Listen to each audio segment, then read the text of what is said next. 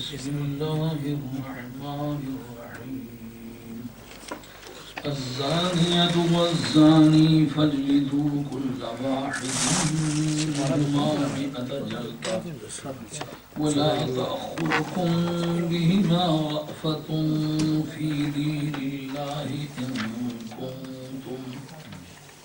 إن كنتم تؤمنون بالله واليوم الآخر وليشهد عذابهما طائفة من المؤمنين الزاني لا ينكح إلا زانية أو مشركة والزانية لا ينكحها إلا زان أو مشرك وحرم ذلك على المؤمنين والذين يرمون المحصنات ثم لم يأتوا ب4 شهداء فاجلدوهم 80 جلدة ولا تقبلوا لهم شهادة أبدا وأولئك هم الفاسقون إلا الذين تابوا من بعد ذلك وأصلحوا فإن الله غفور رحيم والذين يرمون أزواجهم فلم يكن لهم شهداء إلا أنفسهم فشهادة أحدهم 4 شهادات بالله إنه لمن الصادقين والخامسة أن لعنة الله عليه إن كان من الكاذبين ويدرأ عنها العذاب أن تشهد 4 شهادات بالله إنه لمن الكاذبين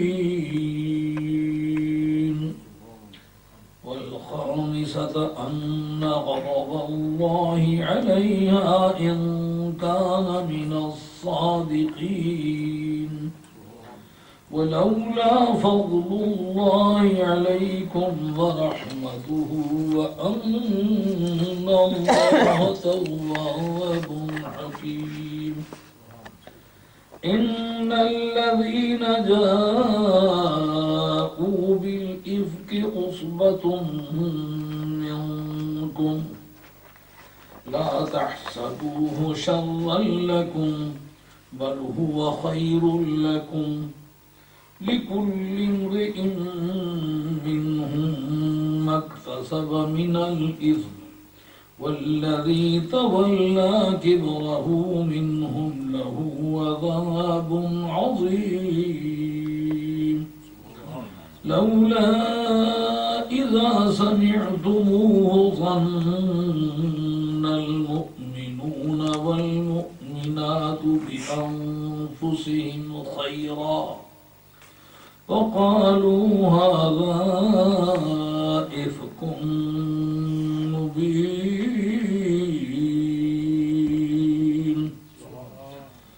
لولا جاءوا عليه ب4 شهداء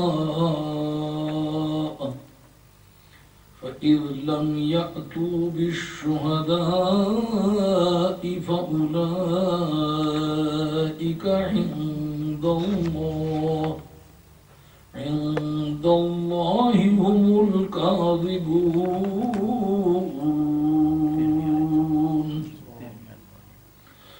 ولولا فضل الله عليكم ورحمته في الدنيا والآخرة لمسكم فيما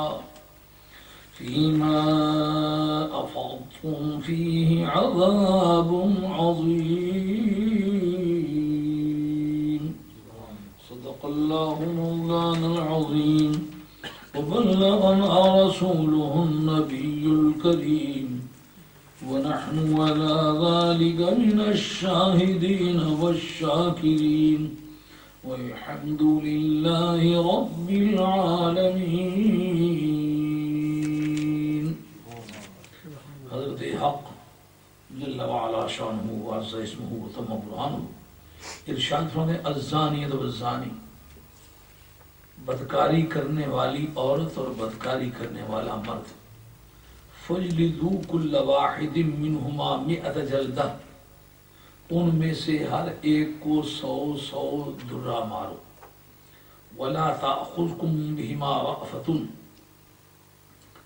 اور تمہیں ان دونوں کے بارے میں رافت، نرمی، آمادہ نہ کرے، یعنی نرمی تمہیں نرمی پر آمادہ نہ کرے، فی دین اللہ، اللہ کے دین کے بارے میں. ان کنتم تؤمنون باللہ والیوم الآخر، اگر تم اللہ اور یوم آخرت پر ایمان رکھتے ہو تو. وَلْيَشْهَدْ عَذَابَهُمَا طَائِفَةٌ مِّنَ الْمُؤْمِنِينَ، اور چاہیے یہ کہ مومنوں کی ایک جماعت ان کی اس سزا کو اپنی آنکھوں سے دیکھے. الزانی لا ينكح الا زانیۃ او مشرکہ، بدکار مرد کسی بدکار عورت یا مشرکہ عورت کے بغیر شادی ہی نہیں کرتا. والزانیۃ لا ينكحها الا زان او مشرک، اور بدکار عورت کے ساتھ کوئی شخص نکاح نہیں کرتا سوائے زانی مرد کے اور سوائے مشرک مرد کے. وحرم ذلك علی المؤمنین، اور یہ بات مومنوں پر، ایمان والوں پر حرام کر دی گئی ہے. والذین یرمون المحصنات، اور وہ لوگ جو پاک دامن عورتوں کو بدی کی تہمت دیتے ہیں، بدکاری کا الزام لگاتے ہیں. ثم لم یأتوا بأربعۃ شہداء، پھر 4 گواہ نہیں لاتے. فجلدوہم 80 جلدۃ، ان کو 80 درے مارو. ولا تقبلوا لهم شہادۃ ابدا، اور پھر ان کی شہادت کبھی بھی قبول مت کرو. وَأُولَئِكَ هُمُ الْفَاسِقُونَ، اور وہی لوگ اصل میں نافرمان ہیں. إِلَّا الَّذِينَ تَابُوا مِن بَعْدِ ذَلِكَ، سوائے ان لوگوں کے، فاسقون سے یہ مستثنیٰ ہے، یعنی وہی لوگ فاسق ہیں مگر وہ فاسق کے زمرے سے نکل آئیں گے جو سچی توبہ کریں گے. إِلَّا الَّذِينَ تَابُوا، سوائے ان لوگوں کے کہ جنہوں نے سچی توبہ کی ہے، من بعد ذالک، اس بات کے بعد، یعنی جھوٹی تہمت پر سزا کھانے کے بعد جنہوں نے توبہ کر لی ہے، یا وہ اپنے طور پر سچے ہی تھے مگر 4 گواہ نہیں لا سکے تو اس وجہ سے جھوٹے تسلیم کیے گئے. سوسائٹی کی نگاہوں میں وہ مجرم ہے. اگر اس کے بعد انہوں نے سچی توبہ کر لی اور اپنی اصلاح کر لی، فإن اللہ غفور رحیم، تو بلا شبہ اللہ بخشنے والا مہربان ہے. والذین یرمون ازواجہم، اور وہ لوگ جو اپنی نکاحی بیویوں کو بدکاری کا الزام دیتے ہیں، بدکاری کی تہمت دیتے ہیں.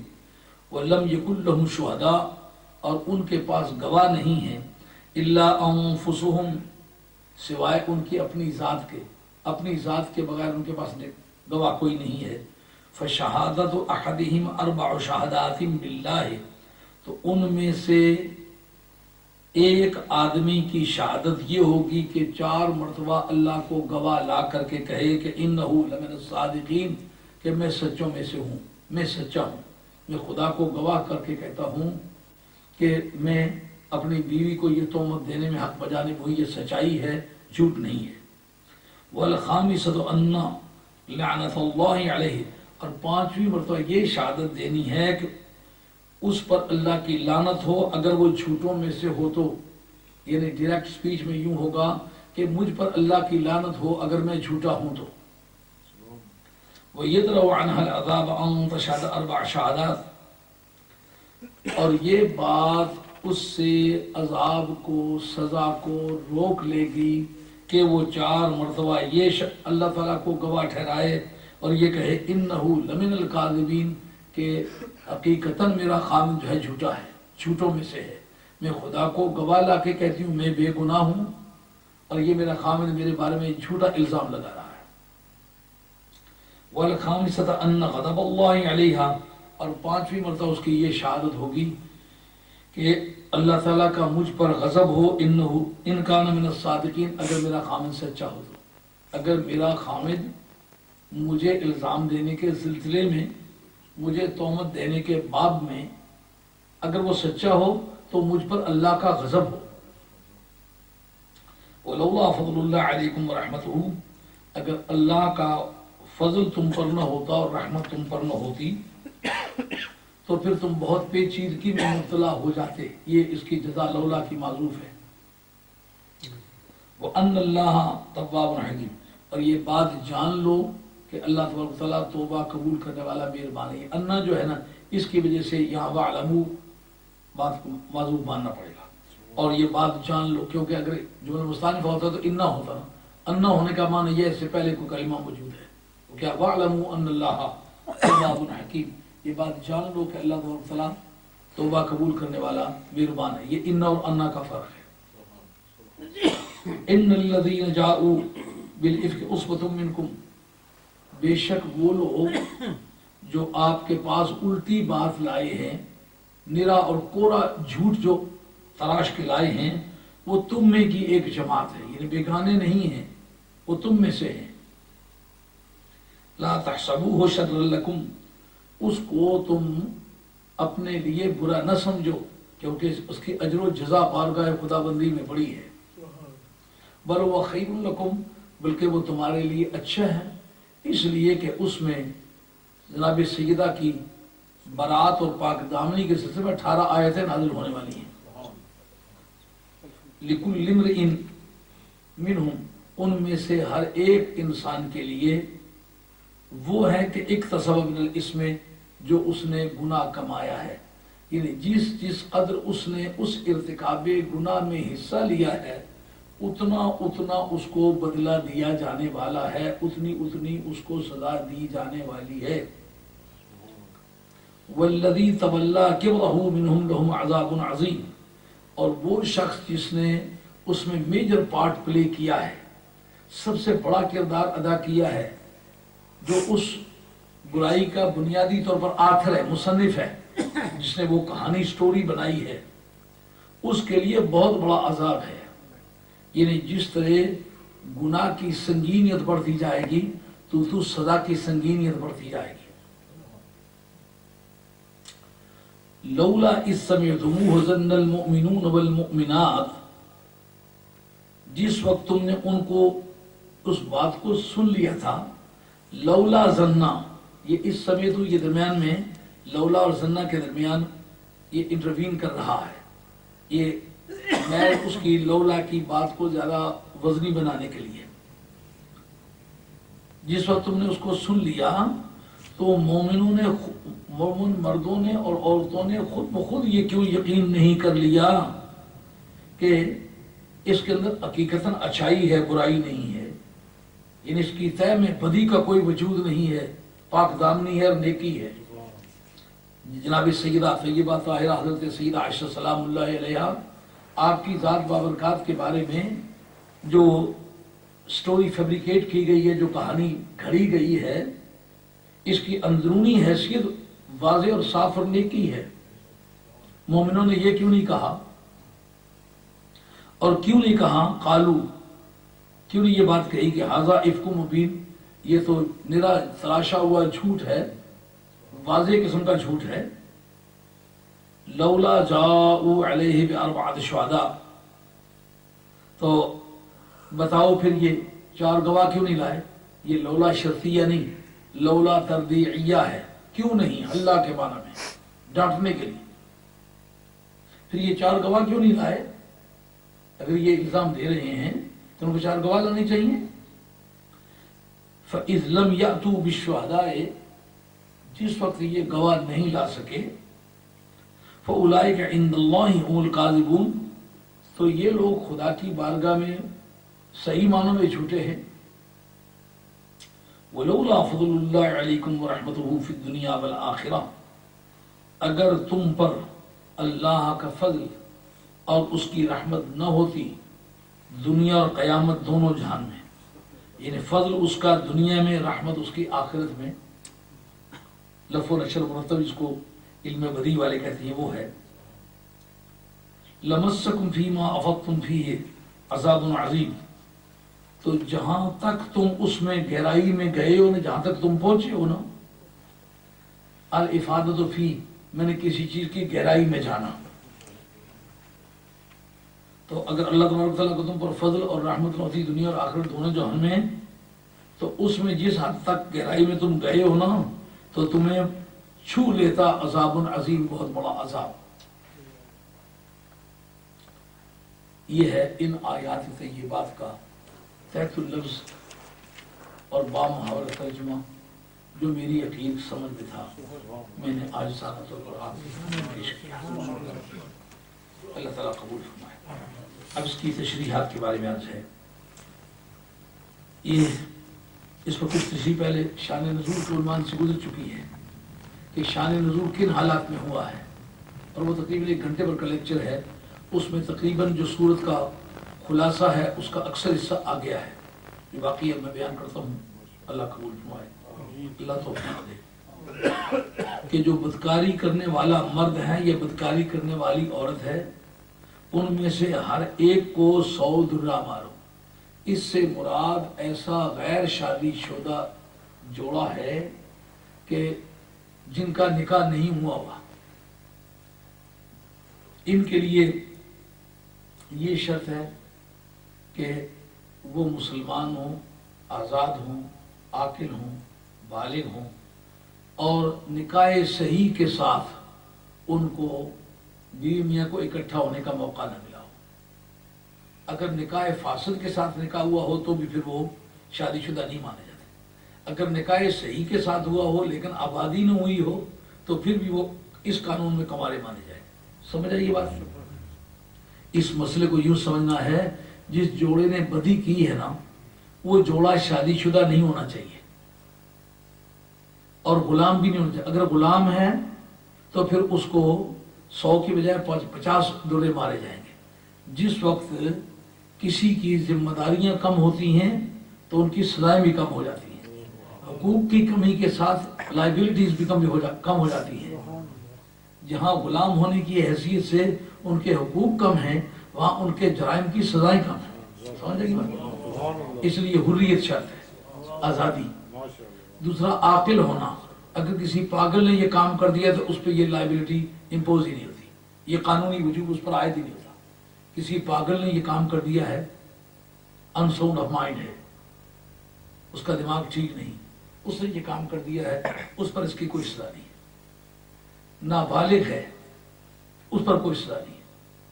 آزاد ہونا، عاقل ہونا، بالغ ہونا اور مسلمان ہونا، یہ بھی ایک شرط ہے۔ غیر مسلم کے بارے میں پھر آگے کئی اختلافات ہیں۔ اور پھر یہ کہ اس کا شادی شدہ نہ ہونا، اس جگہ پر مسائل پیدا ہوں گے۔ اگر ایک لڑکا ہے یا لڑکی ہے، بالغ ہیں، عاقل ہیں، آزاد ہیں، تو اس لڑکے کا بھی کسی لڑکی سے نکاح ہوا ہے، اس لڑکی کا بھی کسی لڑکے سے نکاح ہوا ہے، لیکن آبادی نہیں ہوئی، تو پھر بھی ان کی سزا یہی ہوگی، کیونکہ وہ غیر شادی شدہ، اس بارے میں غیر شادی شدہ تسلیم ہو گئے۔ اگر ان کا نکاح ہوا ہے لیکن نکاح فاسد ہوا ہے، تو ایسی شرط اس میں رکھ دی ہے جس سے نکاح ٹوٹ جاتا ہے، تو ایسی صورت میں ان کا نکاح ہونے کے باوجود ان پر سزا نہیں آئے گی۔ نکاح صحیح ہوا ہے پر آبادی نہیں ہوئی، یہ دونوں بیوی میاں اتنی دیر کے لیے مکمل طور پر اکٹھے نہیں ہوئے، جہاں ان کو جوڑے کے طور پر اکٹھا ہونے کے لیے کوئی امر مانع نہیں تھا۔ اگر ایسا انہیں موقع نہیں مل سکا تو پھر بھی اس قانون کی نگاہ میں وہ غیر شادی شدہ نہیں ہوتے۔ سمجھ گئے؟ یہ لیگل اسپیکٹ آف ہولی قرآن ہے، قرآن مجید کا قانونی پہلو۔ یہ واز کی باتیں نہیں ہیں، یہ تعزیرات کی باتیں ہیں، یہ مقدمات ہیں۔ فوجداری کیس ہے یہ، تو فوجداری کیس میں اگر ایک وکیل کسی سے یہ بات کہلوا لیتا ہے تو وہ سزا جاتی رہے گی۔ کوئی میڈیکل سرٹیفکیٹ پیش کر دیتے ہیں کہ یہ آدمی پاگل ہے، جاتی رہے گی۔ اور اگر کسی طریقے سے یہ ثابت کر دیں کہ وہ جس کے ساتھ اس کا نکاح ہوا ہے اس کی ورجنٹی ثابت کر دیں، میڈیکل سرٹیفکیٹ پیش کر دیں کہ جس کے ساتھ اس کی شادی ہوئی ہے اس کے ساتھ اس کی آبادی نہیں ہوئی، پھر کیس ہو جائے گا۔ سمجھیے بات؟ تو جلد جناب حیدر کرار کا قول ہے کہ اگر اس کوڑے کو گانٹھ لگی ہوئی ہے تو گانٹھ اتار دے، کاٹ دے اس کو، کیونکہ وہ لگے ہڈی ٹوٹ سکتی ہے اور اندر گوشت جو ہے وہ ڈیمیج ہوتا ہے۔ یہ جلد اس لیے کہا ہے کہ جلد سے ہے، جلد کے معنی چمڑا، اس کے چمڑے کو متاثر کرے، اس کو درد لگے، لیکن اندرونی گوشت اس کا ڈیمیج نہ ہو، اس لیے مارنے والے کو یہ سختی سے ہدایت ہو۔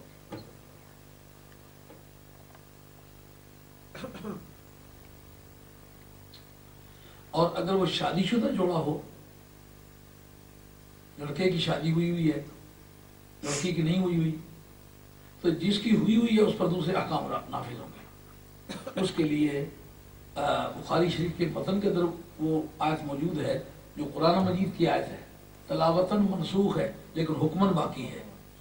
الشیخ والشیخۃ اذا زنیا فرجموہما نکالا من اللہ، کہ جب کوئی شادی شدہ جوڑا بدکاری کرے تو پھر اس کو سنسار کرنا ہوگا دونوں کو۔ ایک کی شادی ہوئی ہے دوسرے کی نہیں ہوئی، جس کی نہیں ہوئی اس پر کمالے کے احکام نافذ ہوں گے، اور جس کی شادی ہوئی ہے اس پر شادی شدہ کے احکام نافذ ہوں گے۔ اس کے لیے کیا شرط ہے؟ عاقل ہو، بالغ ہو، آزاد ہو، مسلمان ہو، نکاح صحیح کے ساتھ اس کی شادی ہوئی ہو، اس کی آبادی ثابت ہو۔ اگر یہ باتیں پوری نہ ہو تو پھر سزا اس پر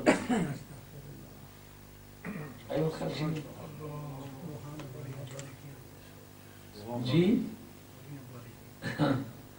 ارے یہ ہمارے اساتذہ اور بزرگ جو ہیں یہ باتیں زبانی یاد کرا کے پھر بعد میں دوسرے دن پوچھا کرتے تھے۔ ہمارے سلسلہ تعلیمات کا نام ہے مراد آبادی طریقہ کار، وہ خیر آبادی طریقہ کار۔ یہ فضل خیر آبادی رحمۃ اللہ ہمارے سلسلے کے استاد ہیں نا، بدھو والے استاد اسی سلسلے کے شاگرد ہیں، تو پھر وہ یہ دوسرے دن وہ سنا کرتے تھے، اس کا خلاصہ پوچھ لیا کرتے تھے، اچھا یہ بات کیسی ہے، ساری کلاس سے جس کا تیاری اٹھا دیتے تھے۔ بڑے بڑے اللہ کے لوگوں نے محنت کی ہے، اور ان کے بارے میں اللہ کے دین کے اندر جو نرمی ہے وہ تمہیں نہ روکے۔ ایک ہے رافت، ایک ہے رحمت۔ رافت اور رحمت میں کیا فرق ہے؟ رؤوف الرحیم جو آتا ہے ان دونوں میں یہ فرق تسلیم کرنا پڑے گا۔ رؤوف رافت سے ہے، رحیم رحمت سے ہے۔ رحمت اور رافت میں کیا فرق ہے؟ کہتے ہیں رحمت کہتے ہیں جو اچھی چیز ہے اس کو پہنچانا، اور رافت جو بری چیز ہے اس کو دور کرنا، جو تکلیف پہنچانے والی اس کو دور کرنا، اس کا نام رافت ہے، اور جو اچھائی پہنچانے والی اس کو تک پہنچا دینا، اس کا نام رحمت ہے۔ سرکار کو رؤوف الرحیم کہا، یعنی جو چیز امت کو دکھ دینے والی اس کو دور بھی کر لیتے ہیں، اور جو فائدہ پہنچانے والی وہاں تک پہنچا بھی دیتے ہیں۔ وہی معنی رؤوف بھی ہے اور رحیم۔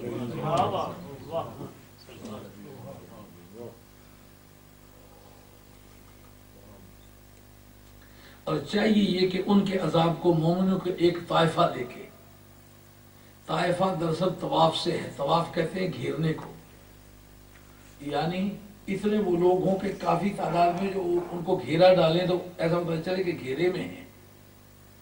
کیا مطلب؟ سزا کے اندر جو بنیادی صفت پائی جاتی ہے، میں نے پہلے بھی خفیف سے اس پر عرض کیا ہے، کل دنیا میں جو سزا کے نظریات ہیں وہ 4 ہیں: deterrent punishment, retributive punishment, preventive punishment, reformative punishment. یعنی انسدادی نظریہ سزا، انتقامی نظریہ سزا، عبرتناک نظریہ سزا، اصلاحی نظریہ سزا. لیکن 2 عنصر جس سزا میں نہ ہو قانون شرع میں وہ سزا نہیں تسلیم ہوتی. ایک تو یہ کہ جس کا نقصان ہوا ہے اس کو یہ پتا چلے کہ مجھے بدلہ مل گیا. انتقام، مطلب جس خاندان کی بیٹی ہے اس کی عزت لٹی ہے، وہ اپنی بیٹی کی بھی ہلاکت چاہیں گے، اس آدمی کی بھی ہلاکت چاہیں گے. اس سے سمجھے کہ ہمارا زخم جو ہے اس پر مرہم لگ گئی ہے. ایسی بے غیرت لڑکی ہمارے خاندان میں نہیں پیدا ہونی چاہیے تھی، لیکن ایسا بدنصیب جو لوگوں کی عزت لوٹے وہ بھی نہیں ہونا چاہیے. جب یہ ضربات لگیں گی دونوں کو تو اس خاندان کے زخم جو ہیں کسی قدر مندمل ہو جائیں گے.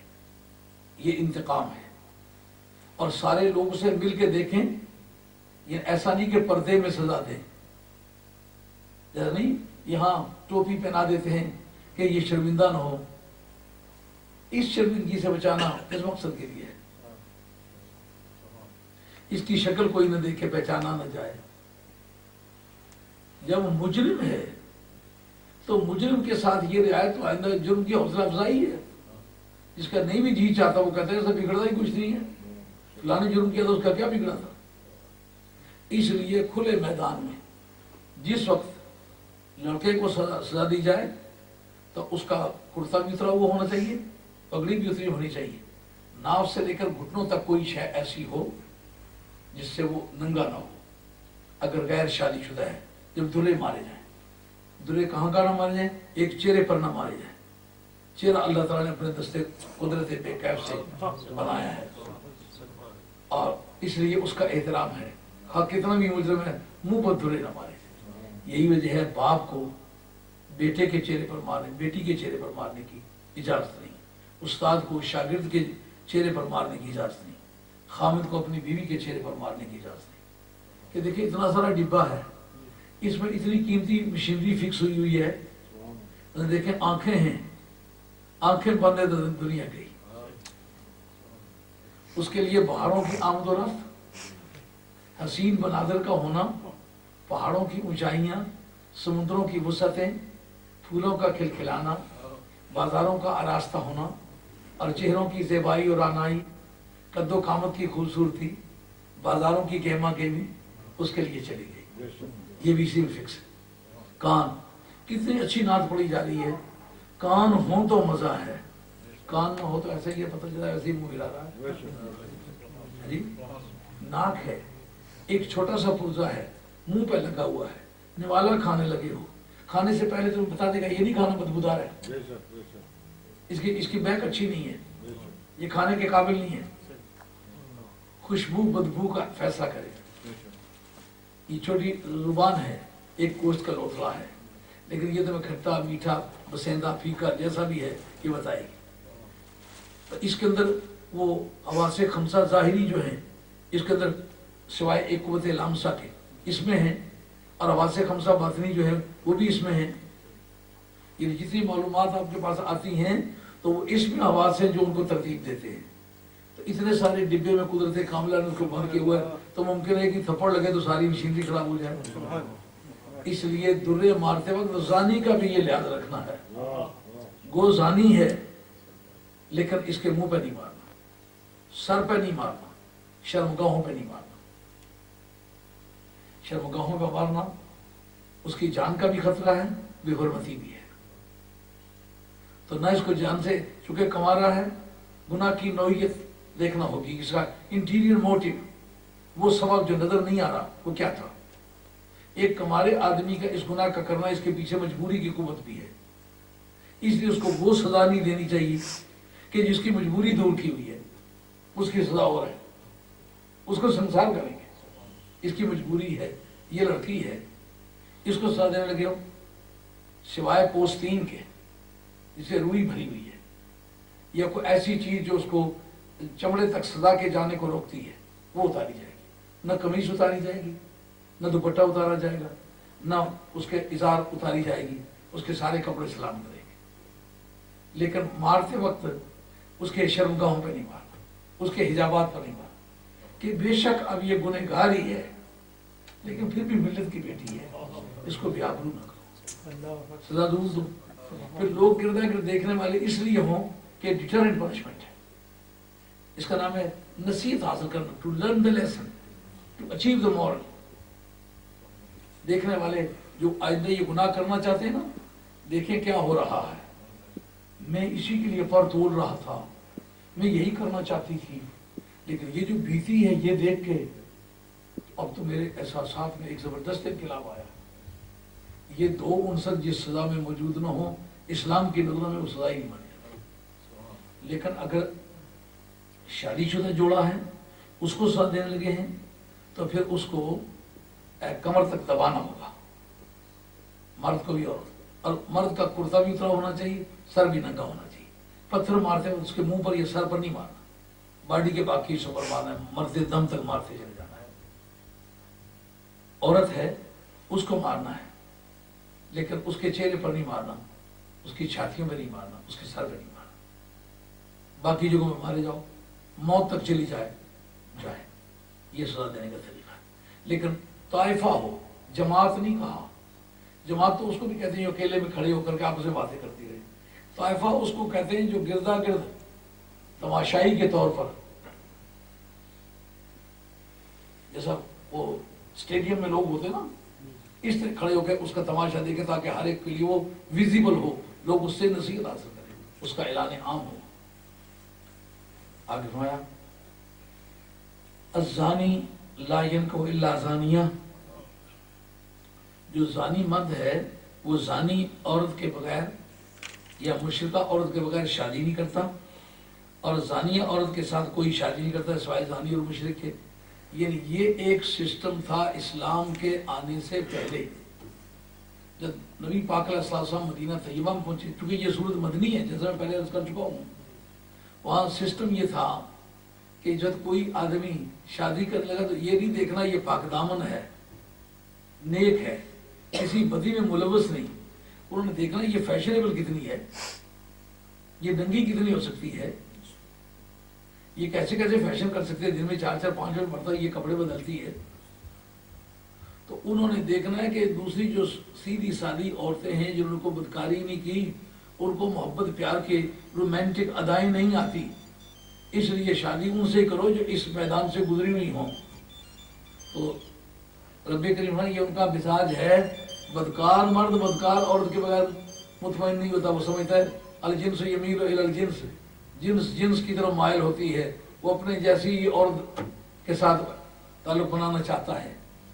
یعنی ایک پاک باز مرد اس بات کو کبھی نہیں پسند کرے گا کہ عورت کسی کی استعمال شدہ ہو آرام طریقے سے تو میں اس کو استعمال کر لوں۔ لیکن جو بدکار لوگ ہیں وہ کہتے ہیں یہ تو میں روزانہ کا میرا اپنا تجربہ یہی ہے، وہ تو اس طرح کی عورت کو ریجیکٹ نہیں کریں گے کیونکہ وہ خود اس طرح کی برائی کے عادی ہیں، اس طرح کی برائی کی عورت جو ہے ان سے موافق پڑے گی۔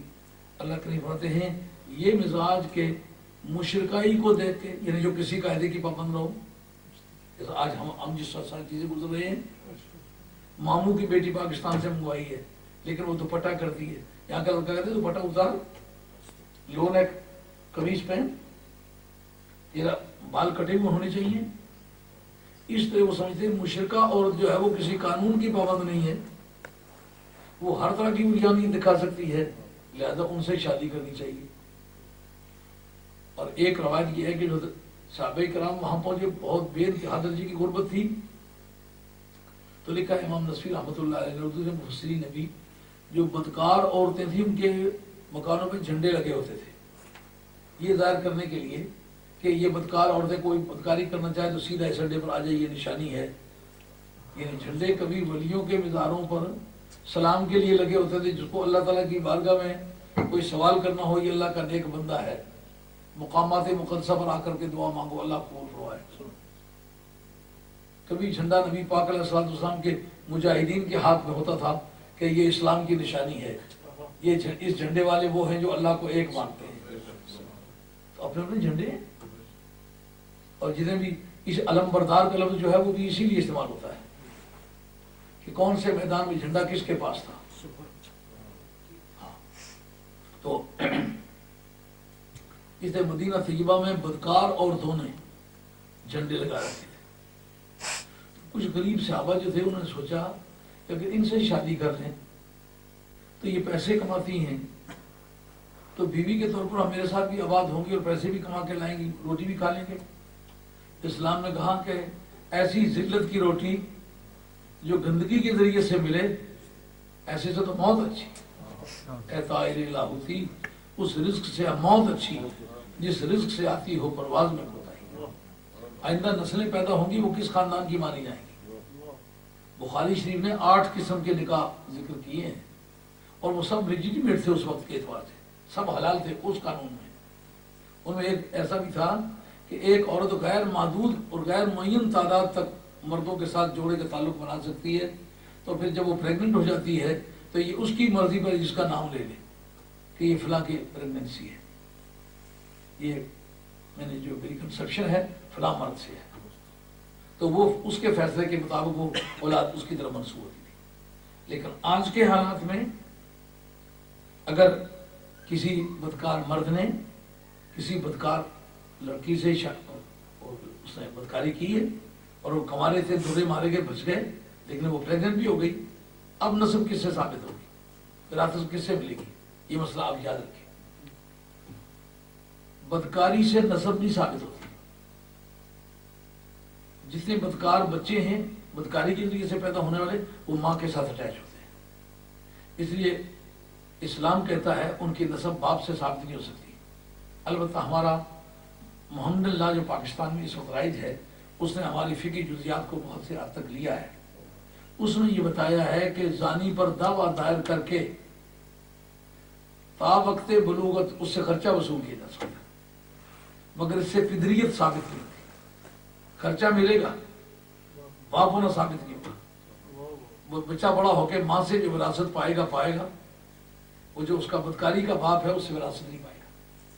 یہ محمد اللہ جو ہے پاکستان میں کتاب لگی ہوئی ہے LLB میں, اس کے اندر یہ موجود ہے.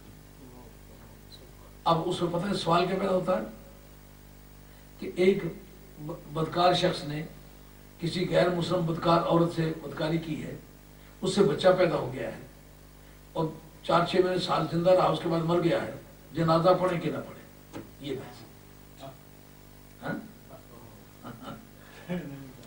یاد ہے ٹیلی فون میں گئے تھے تو لوگوں نے پوچھا تھا کہ اس طرح ایک مسلمان تھا, وہ اس نے کوئی گولی رکھی ہوئی تھی, اس سے لڑکا پیدا ہوا, تو اب وہ مر گیا ہے تو اس کا جنازہ بدعقیدہ لوگوں نے پڑھا ہے. تو مجھ سے پوچھا تھا, میں نے کہا شرع یہ حرام ہے. کیوں؟ کہ بدکاری کے ذریعے سے پیدا ہونے والی اولاد کی نسب باپ سے ثابت نہیں ہوتی, وہ ماں کے تابع ہوگا. اب اسے جو نتیجہ نکلتا ہے وہ بات بھی سمجھ میں آ گئی. یہ واز نہیں ہے, یہ درس ہے قرآن پاک کا. مسئلے کو سمجھنا ہوگا. اس سے وہ مسئلہ نکلتا ہے کہ وہ ماں کے تابع ہوگا, باپ کے تابع نہیں ہوگا. ماں کرسچن ہے تو یہ کرسچن ہے ہوگا. اب کرسچن ماں کے بدن سے پیدا ہونے والا کرسچن سمجھا جائے تو کیا اس کا جنازہ ہوگا کہ نہیں ہوگا؟ اگر وہی بدکاری کسی مسلمان لڑکی سے اس نے کی تھی, بدکاری کا لڑکا پیدا ہو گیا تو ماں کے تابع ہے, ماں مسلمان ہے تو گنہگار ہی صحیح, لیکن اس کا جنازہ پڑ جائے گا. یعنی بدکاری کے ذریعے سے ناجائز اولاد جو ہے ماں کے تابع مانی جاتی ہے, باپ کے تابع نہیں مانی جاتی. اور یہی وجہ ہے کہ درس قرآن پاک دینے والے بھی اس وجہ سے گھبراتے ہیں. وہ سمجھتے ہیں واز ٹھیک ہے, 4-6 سٹوریاں یاد کر لیں تو تقریباً شروع کر دیں, لیکن اصل جو مصدر ہے ہماری اطلاعات کا اس کو چھیڑتے نہیں, کیونکہ اس میں کافی مباحث ہے. آگے چلیے. اور دوسرا معنی یہ ہے کہ ابتدائی اسلام میں یہ خود جائز تھا, زانی زانیہ ہی سے نکاح کرے یا مشرکہ سے نکاح کرے, اور زانیہ عورت سے یا زانی مرد ہی نکاح کرے یا مشرک مرد اس سے نکاح کرے. بعد میں اسلام نے اس کو منسوخ کر دیا. اب قانون شرع میں ایک عورت ہے جس نے بدکاری کی ہے, بدکار عورت ہے, پریگننٹ ہو گئی ہے.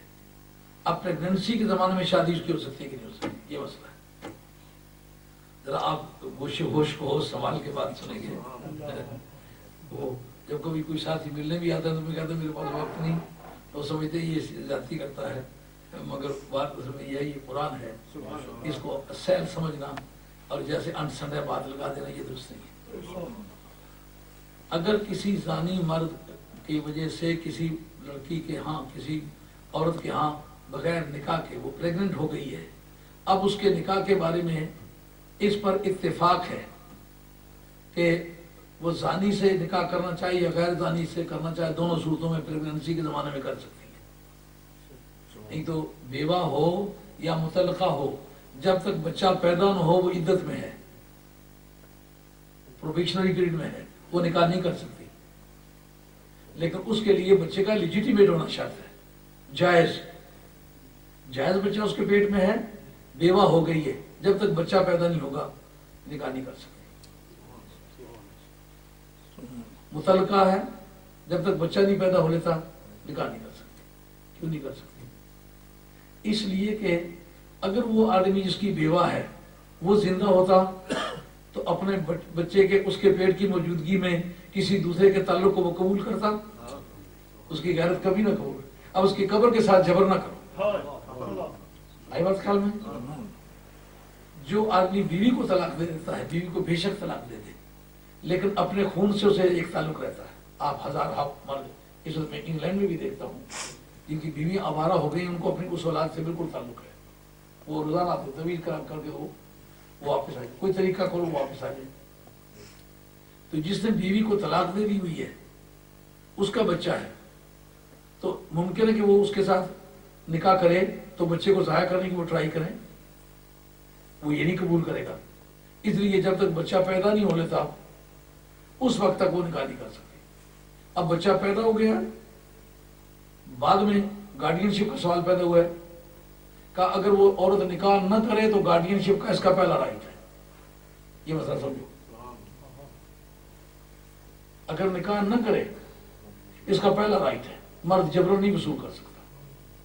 मर्द दावा दायर करे, कानून कहेगा जब तक बच्चा जेर परवरिश है तुम्हें खर्चा देना पड़ेगा, बच्चा वापस नहीं ले सकते। इसमें आगे सालों की कैद है, एक तबका और कहता है दूसरा, लेकिन बहरहाल वो सालों की बात है। ये जो जमाना है दूध पीने का, माँ को अवलियत है, लेकिन अगर वो निकाह सानी कर लेती है तो फिर उसकी अवलियत जाती रहती है, फिर बाप को मिलेगा। ऐसा समझ, ये वजह है कि जब तक औरत इद्दत में है, अगर प्रेग्नेंट है तो शादी नहीं कर सकती। लेकिन बदकारी के जरिए से अगर वो प्रेग्नेंट है तो उस बदकार से अगर शादी करो तो सबका इत्तेफाक है। अगर बदकार के सिवा दूसरे से करो तो बाद आइमा को इख्तलाफ है, लेकिन हमारे इमाम अबू हनीफा कहते हैं कि गैर जानी से भी निकाह दुरुस्त है। लेकिन फिर इसमें भी ये भी एक शर्त लगाते हैं, कहते हैं अगर जानी के साथ उसकी शादी कर दी गई तो बीवी के तौर पर वो इस्तेमाल कर सकता है बच्चा पैदा होने से पहले, लेकिन गैर जानी के साथ उसकी शादी कर दी है, जब तक बच्चा पैदा नहीं होता बीवी मियाँ के तौर पर इकट्ठे नहीं हो सकते। समझ आई बात?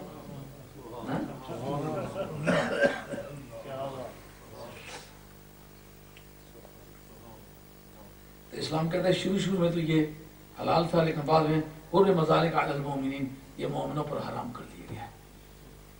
आगे चलिए, वल्लज़ीना यरमून मुहसनात, जो लोग, अब एक है इर्तिकाबे बदकारी, एक है उसका साबित करना। साबित करने के दो ही तरीके हैं। एक तरीका है वो खुद इकरार कर ले, गिल्टी प्लीड करे, या चार गवाह मौके के हो। अगर चार गवाह मौके के न हो फिर ये साबित नहीं हो सकेगा। खुद वो माने नहीं, चार मौके के गवाह हो नहीं, ये जुर्म साबित नहीं हो सकेगा। और ये सजा जो इसी के बयान की है कि गैर शादीशुदा जोड़ा इस जुर्म का इर्तिकाब करे तो उनको 100 दुर्रा मारा जाए, या शादीशुदा जोड़ा इस जुर्म का इर्तिकाब करे तो उनको संसार किया जाए, मौत तक पहुंचा दिया जाए। ये अहकाम सिवाय इसके नहीं नाफिज हो सकेंगे कि वो खुद मान जाए कि हमने ये काम किया है, या शहादत चार की पेश हो जाए। इस पर फिर एक मसला है। ये पाकिस्तान में अब्दुल वहीद नामी एक आदमी था जिसके बीवी के साथ कोई बदकारी करते हुए पाया गया, तो उसने गोली मारी, मर्द को मार दिया। बीवी को जब मारना चाहिए तो गोली फंस गई। وہ موقع کی گواہ بن گئی. اس آدمی نے گلٹی پلیڈ کیا کہ میں نے یہ بندہ مارا، لیکن مارا اس حالت میں ہے. اب جناب اس سلسلے میں وکیلوں کے نام لوں تو ان کی حد بنے گی، لیکن بڑے نامی قسم کے وکلا اس میں انوالو تھے. پھر آ کے آخر میرے ساتھ ان کی ملاقات ہوگی تو مجھ سے پوچھنے لگے اس میں کوئی چانس ہے اس کے بچنے کا. میں نے کہا یہ تو کلپیبل ایکشن ہی نہیں ہے اس کے لیے، یہ تو قابل سزا جرم ہی نہیں ہے.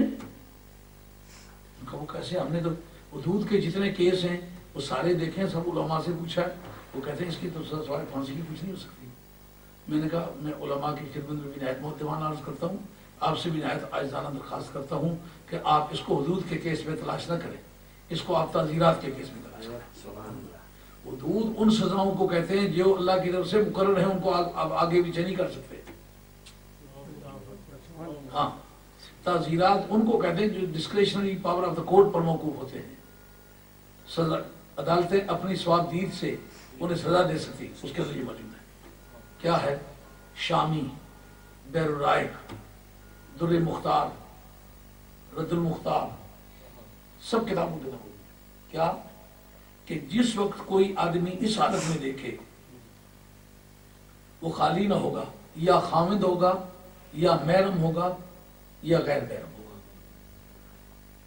اگر خامد ہو اس پر واجب ہے کہ اگر دونوں مرضی سے کر رہے ہیں تو دونوں کو قتل کر ڈالیں، کوئی سزا نہیں.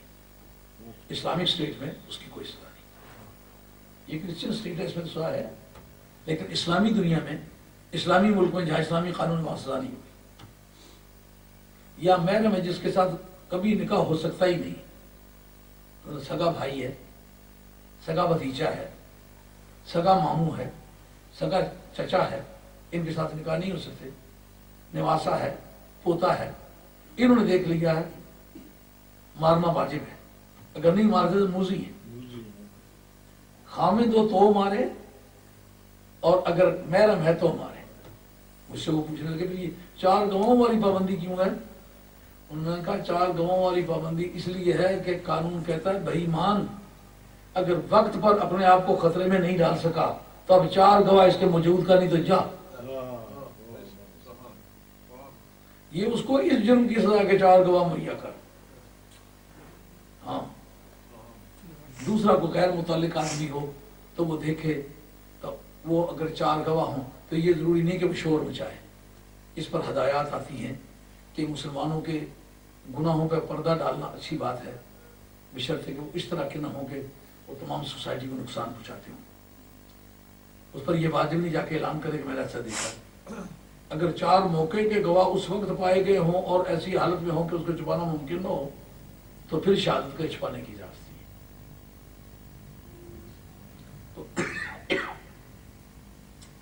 مطلب یہ ہوا کہ محرم یا خامد یہ دیکھ لے تو اسلام اس کو چیلنج کرتا ہے کہ تو مار. اور یہ کس کے تحت آئے گا؟ مر رأى منکم منکرا فلیغیرہ بیدہ فإن لم یستطع فبلسانہ فإن لم یستطع فبقلبہ فذلک اضعف الایمان، اور کما قال علیہ السلام. اس کے تحت آئے گا.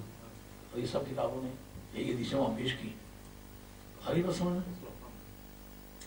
اگر تو جرت نہیں کر سکا تو اب 4 گواہ اس موقع کی اس بے غیرتی کے لا، یہ اس کے لیے سزا ہے جو محرم ہے یا خامد ہے. چنانچہ انہوں نے وہ سیکشن پیش کی، مجھے کہا کہ یہ لکھ کے دیں. لکھ کے دی. ان کا آپ کی اردو بڑی سنگین ہے. میں نے کہا انگریزی میں ترجمہ کر دیتا ہوں. انگریزی میں ترجمہ کر دوں گا، یہ اس سے زیادہ مشکل ہے. تو میں نے کہا جس طرح کہ آپ جیومیٹری ہے پنجابی میں پڑھائیں تو جیومیٹری پڑھنی پڑے گی. میتھ ہے نا، آپ پنجابی میں پڑھائیں، اردو میں پڑھائیں، لیکن وہ پڑھنا پڑے گا، جاتے جاتے نہیں آئے گا.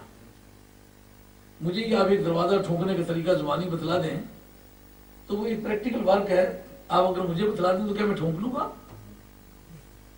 مجھے تو آپ عملاً سکھائیں گے تو پھر سیکھوں گا. اسی طرح یہ علم بھی علم ہے، زبان جاننے سے یہ نہیں آتا، بولی سمجھنے سے یہ کام نہیں چلتا.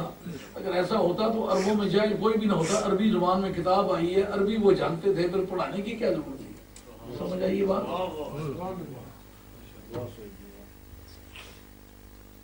اب جس وقت کے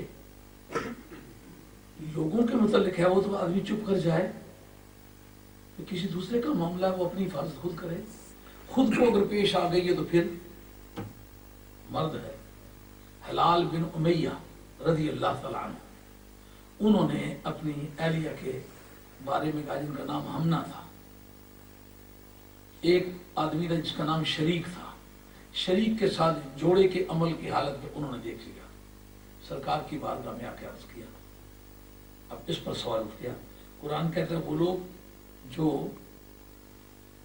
बेगुनाह औरतों को, मुहसन औरतों को इहसान के लिए उनका एक हुर्रियत, एक आकिल बालिग आज़ाद होना और अफीफ में जना होना, पहले जना की सजा न हुई हुई हो। अगर पहले सजा हुई हुई हो तो इस तोहमत से फिर तोहमत देने वाले को कोई नुकसान नहीं होगा। ये पहले से कोई मर्द या औरत इस बारे में मुलव्वस पाया गया, इसकी सजा हो चुकी हुई है, उसको अगर कोई तोहमत दे तो कानून क़यास करेगा जिसने पहले इसने किया था अब भी किया होगा। इस जगह इहसान की ये तारीफ है। समझ आ गई बात?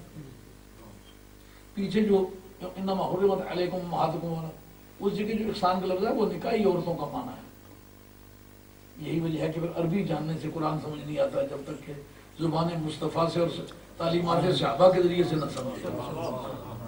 जो कहते हैं मैं हदीस को नहीं मानता, मैं से अरबियों को नहीं मानता, तो तेरा बाप इसको हल करेगा। फिर जो मौके पर नबी पाक अलैहि सलाम के सहाबा थे वो तो इंफॉर्मेशन का मसदर है, वहां से तो सारा इतला आज चलती है। आले बैत से पूछो, जो अहले बैत भी हैं सहाबा भी हैं, सहाबा से पूछो जिन्होंने सरकार की मदरसे की हैं, जिनके जरिए से जिनकी कोशिश अब तक दीन पहुंचा है। अब उस जगह इहसान का माना और है, इस जगह इहसान का माना और है। वहां मुहसनात और हैं, यहाँ मुहसनात और है। फिर वो चार गवाह नहीं लाते, का चार गवाह ला, उनका यार मैंने तो अकेला देखा है। का फिर ऐसा करो, फजलिदूहुम समानीन जल्दतन, अगर मर्द न हो, खामिद न हो, कोई और हो, जो तोहमत देने वाला खाली न होगा, या खामिद होगा या गैर खामिद होगा।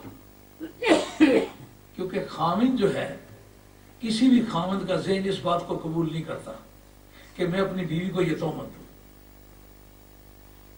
अगर उसको ये इत्तला मिल जाए तो तलाक जो दे सकता है, मौके पर उसको मारने का जो इख्तियार है, इतना कमजोर होकर वो कत्ल न कर सके, तलाक तो दे सकता है। उसको फिर अपनी रुसवाई का बंदोबस्त करने की जरूरत नहीं होती। ये आदमी मर्द उसी हालत में कहेगा जब सचमुच पानी सर से ऊपर निकल गया होगा।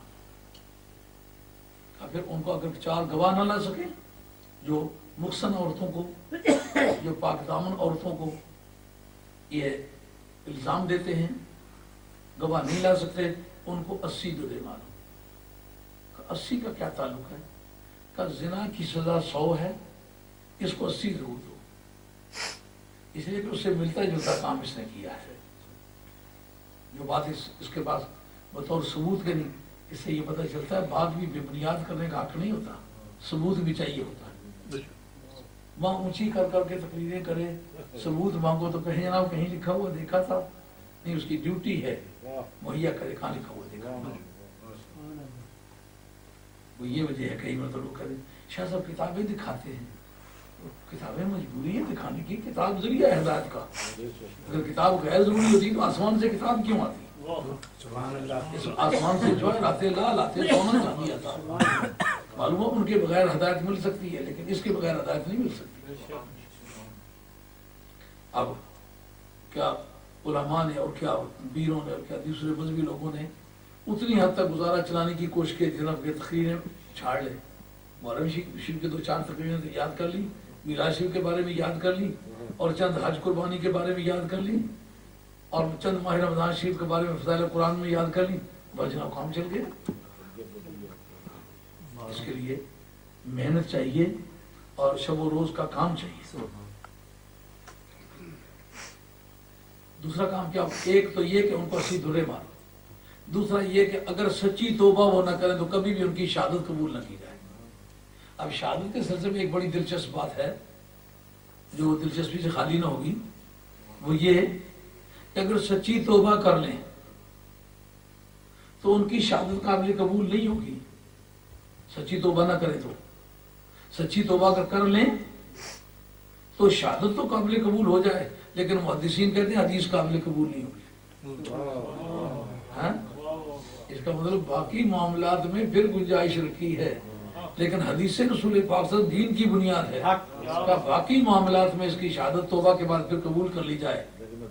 ہاں، مگر یہ بات مفسرین نے نہیں لکھی، یہ علم المصطلح نے لکھی ہے۔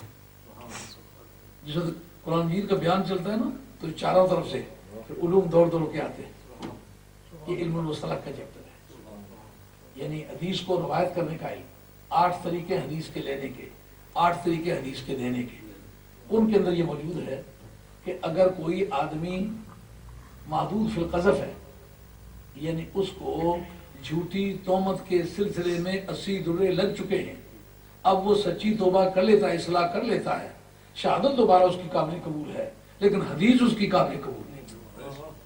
اسلام قیاس کرے گا کہ پتہ نہیں سچی توبہ اس نے کی ہے یا اللہ اس کا معاملہ ہے، یہ ایسی مشکوک بنیادوں پر نبی پاک کا پیغام نہیں پہنچانا، اور وہی لوگ فاسق ہیں سوائے ان لوگوں کے جنہوں نے سچی توبہ کر لی اس کے بعد اور اصلاح کر لی، اللہ تبارک و تعالیٰ بخشنے والا مہربان۔ وہ حضرت حلال بن امیہ رضی اللہ عنہ کے بارے میں جو نازل کیا ہے، والذین یرمون ازواجہم لم یکن لہم شہداء الا انفسہم، جو اپنی بیویوں کو، اپنے جوڑوں کو بدکاری کی تہمت دیتے ہیں اور ان کے پاس گواہی نہیں ہے، تو پھر وہ کیا کریں؟ 4 مرتبہ یہ شہادت دیں، میں اللہ کو حاضر ناظر کر کے کہتا ہوں، خدا کو گواہ لا کے کہتا ہوں کہ اس میری بیوی نے یہ ارتکاب کیا ہے۔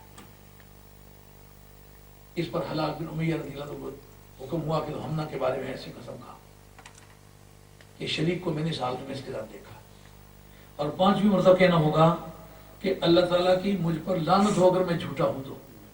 اس عمل کا نام ہے لعان، یاد رہے گا، لعان، یعنی ایک دوسرے کو لعنت کرنا،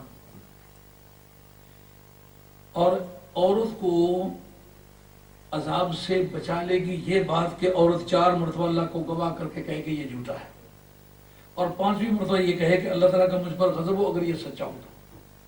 اب دیکھیں مرد کے ذکر میں کہا ہے کہ مرد 5ویں مرتبہ لعنت کرے، عورت کا جب ذکر آیا تو یہ نہیں کہا کہ 5ویں مرتبہ لعنت کرے گا مجھ پر اللہ کا غضب ہو۔ فرق کیا ہے؟ وہی پروسیجر جو مرد کے بارے میں ہے، وہ بھی 4 مرتبہ شہادت دے، 5ویں مرتبہ اللہ کی لعنت کا ذکر کرے، یہاں بھی 4 مرتبہ عورت شہادت دے اور 5ویں مرتبہ پوچھو اخے مخے کے معنی کیا ہے؟ اس نے کہا کہ یہ کام ایسے ایسے ہوا، وہ کیا باعث اخے فلانا فلانی جگہ تھا، اخے مطلب ایک الاخیس، ایک اخے جو ہے آخر سے مخالف، وہ تو کیا بونا ہے مخے مخے فلانا چلا گیا، مخے مطلب میں آخر یہ فلانا چلا گیا، یہ مخے میں کیا نا عام طور پر وہ پیالہ کچھ ہے اے خان، اے خان، اے اخان، یہ اے تک خان، ایسنا مخفف ہے جی، وہ جو ہے لخین یہ اس کا مطلب لاکھ لعنت ہو تجھ پر۔ وہ عورتیں قسم کے ساتھ لعنت کرتی ہیں تو لعنت کر کر کے لعنت کی قیمت ہی گھٹا دی ہے، اس لیے رب نے کہا کہ وہ لعنت نہ کریں کیونکہ وہ سمجھتی ہے تو وہی ہے جو روزانہ ہم کرتی رہتی ہے، اس لیے کہا اللہ تعالیٰ کا مجھ پر غضب ہو۔ اس لفظ کی قیمت کچھ زیادہ ہوگی ان کے ہاں، کیونکہ ان کے بول چال میں استعمال ہوگا۔ حضور تمہیں زیادہ جہنم میں دیکھا ہے کہ تکثر لانا، ایک تو لعنت و پھٹکار کثرت سے کرتی ہو، دوسرا تکفرن العشیرۃ، خامدوں کی ناشکری کرتی ہو۔ وہ کیسے؟ بخاری کے متن کے اندر یہ الفاظ جن کا مفہوم یہ ہے کہ جاتے جاتے سین میں بھی اگر پاؤں کو ٹھوکر لگ جائے، ٹھڈا لگ جائے، جس دڑے نہیں اس پیڑے کرا چاہیے کر سیدھا سائڈ،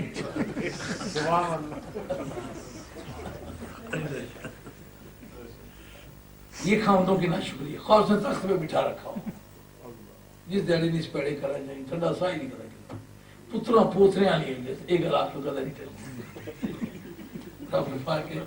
یہ خامدوں کی ناشکری اور کثرت سے لعنت کرنا یہ جہنم میں جانے کا ذریعہ ہے۔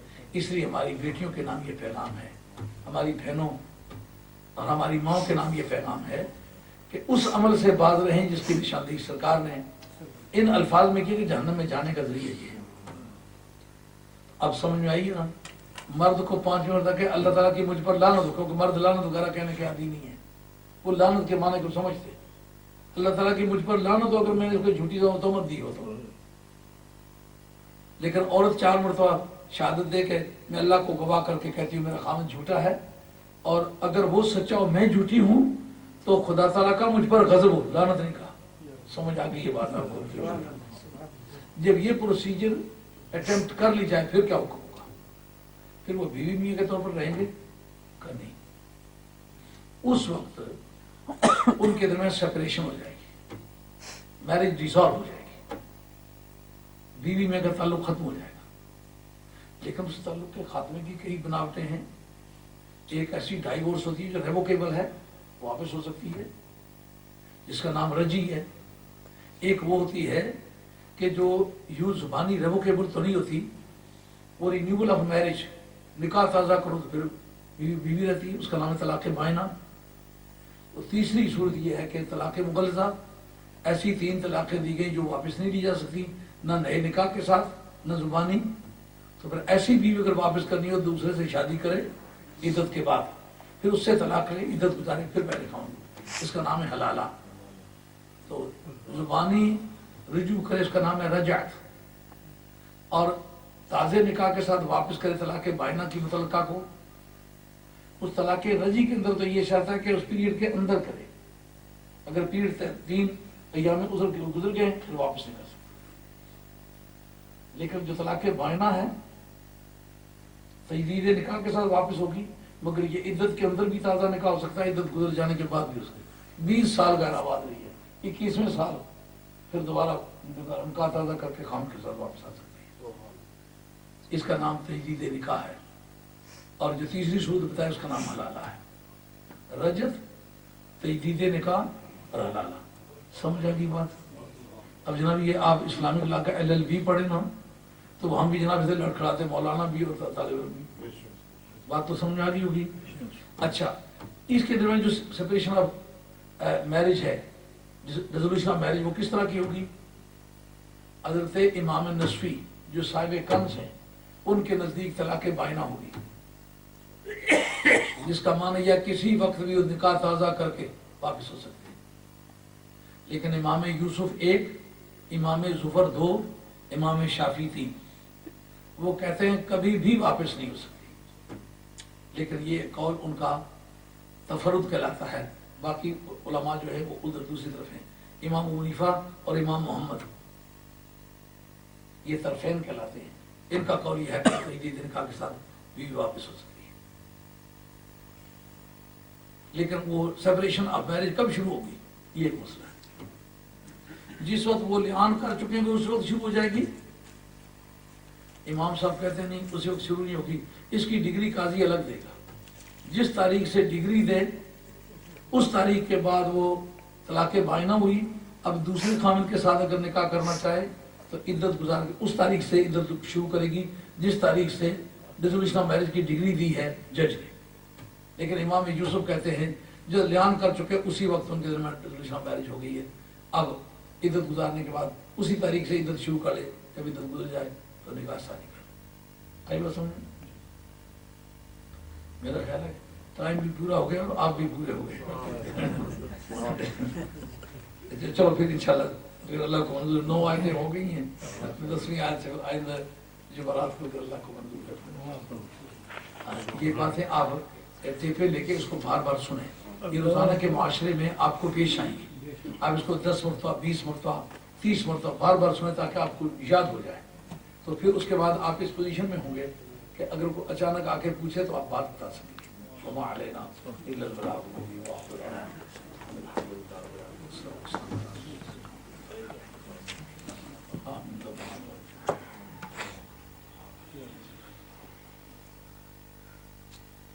اللہ علیہ اسلام دے تمام